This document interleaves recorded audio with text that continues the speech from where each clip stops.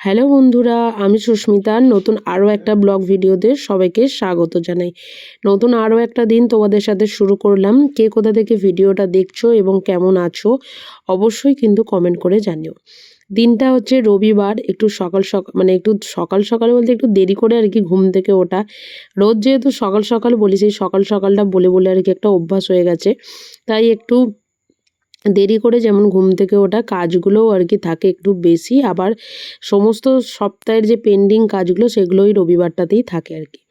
তো সকালবেলা এদিকে সমস্ত কিছু জানালা দরজাটা আগে খুলে দিয়েছি। কারণ কি হয়, রান্নাঘরে ঢুকে জানালাটা খুলে দেওয়ার পরে সমস্ত কাজকর্মগুলো করি, কিন্তু জানালাটা যদি একটু আগে থেকে খুলে দেওয়া হয় না, তাহলে আমার মনে হয় যে সারা রাতের যে বন্ধ একটা গন্ধ থাকুক বা যেটাই থাকুক না কেন সেটা কেটে যাবে।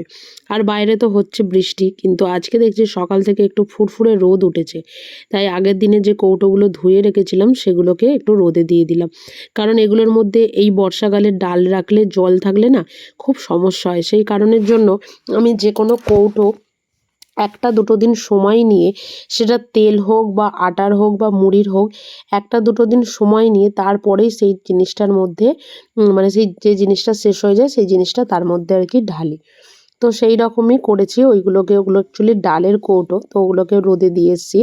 আর ঘরে ঝুলও হয়েছিল বাড়ি থেকে আসার পরে না, অনেক কাজ থাকে, এখান গুছানো ওখান গুছানো, এখান পরিষ্কার করা ওখান পরিষ্কার করা। আর ঘরের মধ্যে ঝুল হয়েছিল সেটা পরিষ্কার বোঝা যাচ্ছিল। তো যে কারণের জন্য ঝুলটাকেও এদিকে ঝেড়ে নিলাম। আর এদিকে এই যে বিরিয়ানি করব আজকে, রবিবার মানেই বিরিয়ানি, তবে সব রবিবার নয়। কিন্তু এখন যেহেতু আমরা বাইরে থেকে বিরিয়ানি বা চাউমিন এগুলো এখানে কিনে খেতে পাই না আর কি, তো সেই কারণের জন্যই এখানে বাড়িতেই করি। তো সেই কারণের জন্য সমস্ত কিছু কেটে কুটে রেখে দিয়েছি আগে থেকে। আর এদিকে ভাতটা বসিয়ে দিয়েছি। আর বেশ কিছু জামা কাপড় আজকে কাচার ছিল। তো এখানে মোটামুটি ওই হালকা পাতলাগুলো দিচ্ছি, কারণ রোদটা এখানে ওই 12:30 মতন থাকবে। তারপরে এখানে হাওয়াতে এই ওড়না জাতীয় জিনিসগুলো শুকিয়ে যাবে। কিন্তু ভারী জিনিসগুলোকে আমি ছাদেই দিয়ে আসবো। আর এদিকে হালকা জিনিসগুলোকে দিয়ে দিচ্ছি। তবে চেষ্টা করি ছাদে বেশিরভাগটা এখন দিতে, যেহেতু বর্ষাকাল, যখন তখন বৃষ্টিটা আসে, কিন্তু যতক্ষণ রোদ থাকে, কড়কড়ে রোদ তো মোটামুটি 2-3 ঘন্টা থাকে, তো তখন ওই জামা কাপড়গুলো ওদিকে শুকিয়ে যায়।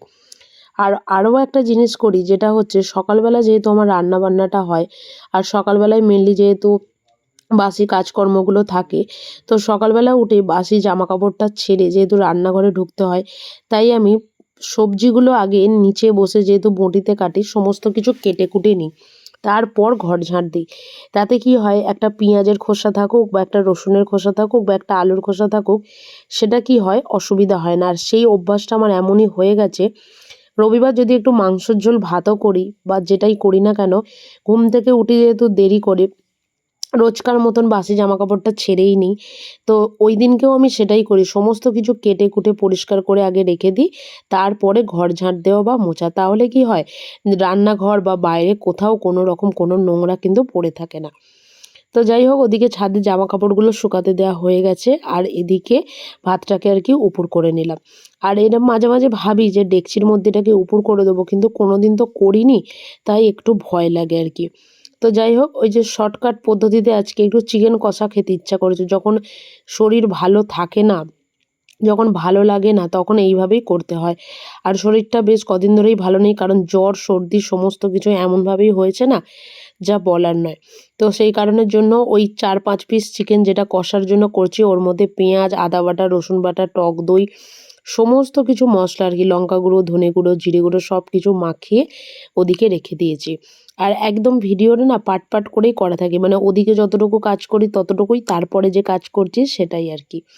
তো যাই হোক, এদিকে এই যে ঘর ঝাঁট দেওয়ার কাজটা এবার করছি। আর রোজই এই ঘর ঝাঁট দিতে গেলে 2 দিন 1 দিন অন্তর অন্তর না এই দরজার এই জায়গাগুলো আমি একবার ঝাঁটাটা দিয়ে দিই। তার কারণ হচ্ছে বেশ ঝুল থাকে, তো সেই ঝুলগুলো আর কি ওরকম হয় না, তো সেই কারণের জন্য আর কি ওগুলো ওরকম করে নেওয়া।